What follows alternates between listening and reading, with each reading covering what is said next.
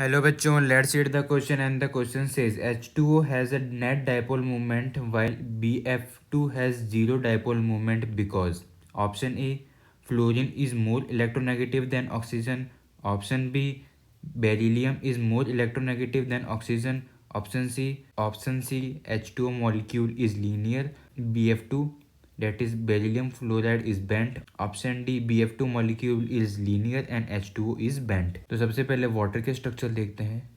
ये bent shape का होता है जिसके अंदर अब OH बॉन्ड जो है उसके अंदर O के ऊपर पार्शियल नेगेटिव आता है और H के ऊपर आता है पार्शियल पॉजिटिव, क्योंकि O की इलेक्ट्रोनेगेटिविटी ज़्यादा है।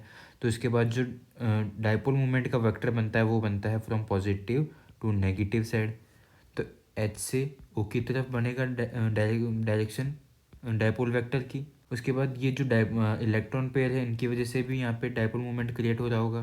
तो जो नेट डायपोल मोमेंट आता है यहाँ पे वो नॉन जीरो होता है, कुछ ना कुछ वहाँ पे डायपोल मोमेंट होता है जिसकी वजह से ये पोलर मॉलिक्यूल हो जाता है। BeF2 की बात करें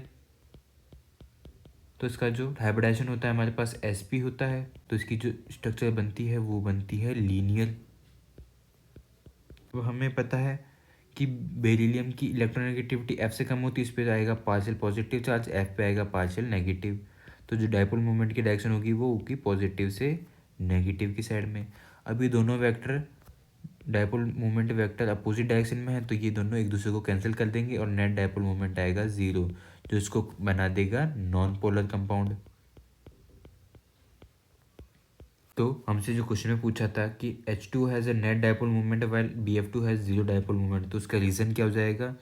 ऑप्शन ए में दिया है F is more electronegative than oxygen, तो ये स्टेटमेंट सही है, बट जो हमें क्वेश्चन में पूछा है ये उसका आंसर नहीं है, तो ये हमारा गलत हो जाता है। ऑप्शन बी की बात करते हैं B is more electronegative than oxygen, तो ये ऑप्शन तो वैसे ही गलत हो जाता है।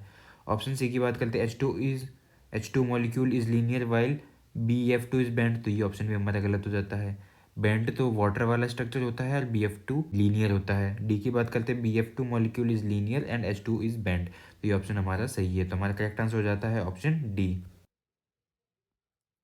Hope understood it well, all the best.